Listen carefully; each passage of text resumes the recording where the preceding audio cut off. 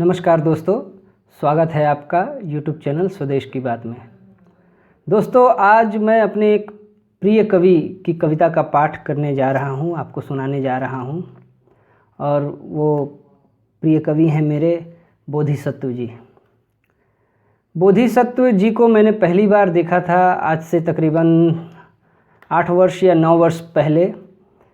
कोलकाता में एक कार्यक्रम होता है हिंदी मेला, उसमें वो आए थे और उन्होंने एक कविता का पाठ किया था।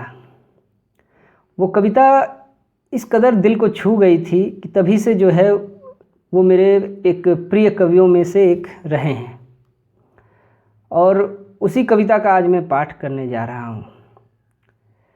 तो बोधिसत्व जी की ये कविता पागल दास जिसका नाम है, ये कविता उन्होंने पखावज वादक जो हैं, बहुत ही प्रसिद्ध पखावज वादक रहे हैं पागल दास, स्वामी पागल दास, उनको समर्पित करके इन्होंने लिखी है, जिनका निधन 20 जनवरी 1997 को हो गया था।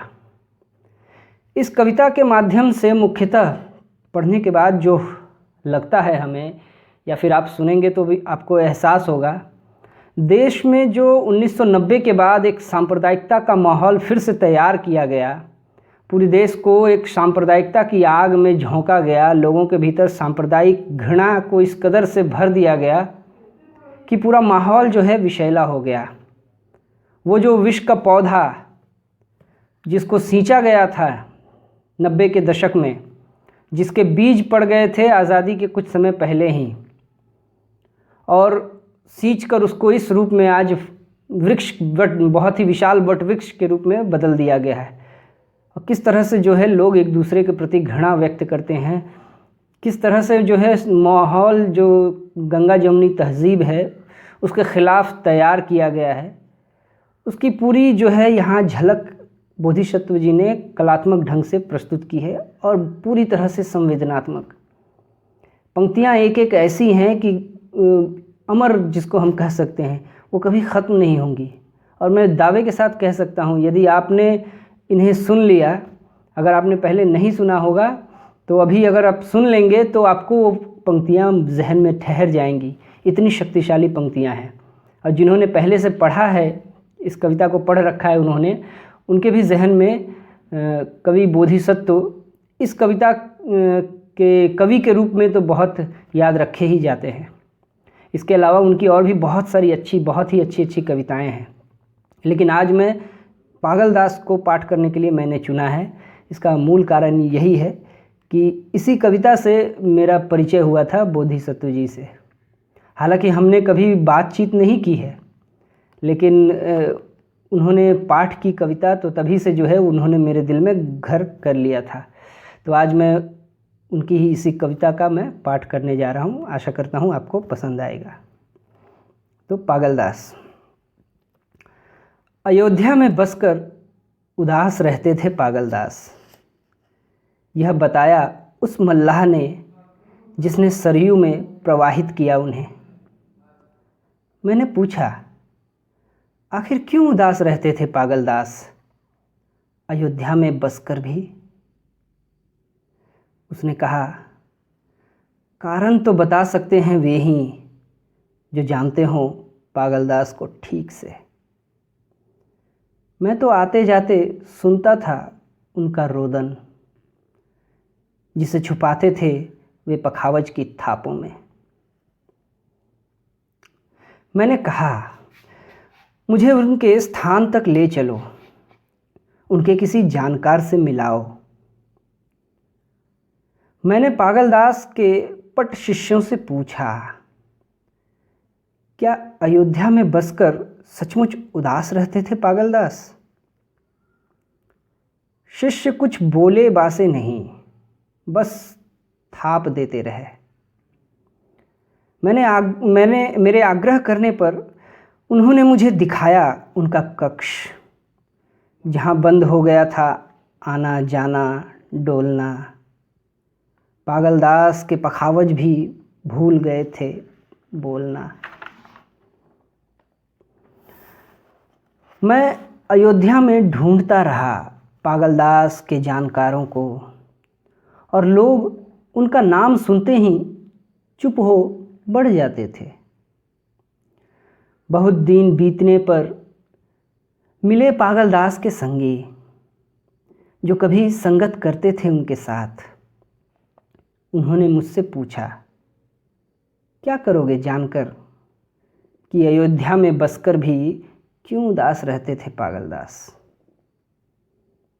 उन्होंने कहा, क्यों उदास हैं आप बनारस में, बुद्ध कपिलवस्तु में, कालिदास उज्जैनी में, फसलें खेतों में, पत्तियां वृक्षों पर, लोग दिल्ली में, पटना में, दुनिया जहान में क्यों उदास हैं।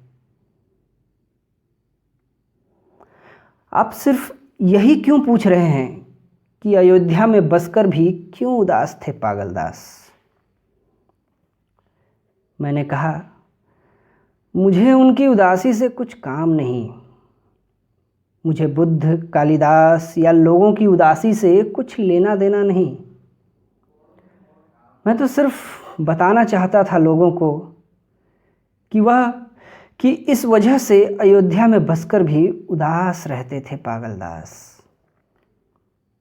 उन्होंने बताया, पागलदास की उदासी के जड़ थे पागलदास। पागलदास की उदासी के जड़ थे पागलदास। मैंने कहा, यह दूसरे पागलदास कौन हैं, क्या करते हैं। उन्होंने बताया, जैसे अयोध्या में बसती है दूसरी अयोध्या, सरयू में बहती है दूसरी सरजू, वैसे ही पागलदास में था दूसरा पागलदास, और दोनों रहते थे अलग थलग और उदास।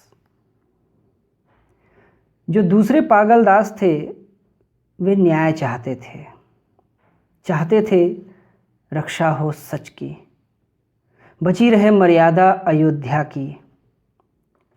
सहन नहीं होता था कुछ भी उल्टा सीधा, क्रोधी थे पहले पागलदास की तरह। सिर्फ अपने भर से नहीं था काम धाम, पहले पागलदास की तरह उदास होकर बैठ नहीं गए थे घर के भीतर। मैंने कहा, अन्याय का विरोध तो होना ही चाहिए, होनी ही चाहिए सच की रक्षा, पर उदासी का कारण तो बताया नहीं आपने। उन्होंने कहा, जो पागलदास सच की रक्षा चाहते थे न्याय वध किया गया उनका, मार दिया गया उनको घेर कर उनके ही आंगन में, एकांत में नहीं, उनके लोगों की मौजूदगी में। और पहले पागलदास को छोड़ दिया गया बजाने के लिए वाद्य, कला के संवर्धन के लिए। दूसरे पागलदास की हत्या से, उसको न बचा पाने के संताप से उदास रहने लगे थे पागलदास। दूसरे पागलदास के न रहने पर उनको संगत देने वाला बचा न कोई। उन्होंने छोड़ दिया बजाना, भूल गए रंग भरना, तज गए समारोह, भूल गए कायदा, याद नहीं रहा भरवा का रंग। बचने लगे लोगों से, लोम विलोम की गुंजाइश नहीं रही। बहुत जोर देने पर कभी बजाने बैठते तो लगता पखावज नहीं, अपनी छाती पीट रहे हैं। इतना कहकर वे चुप हो गए।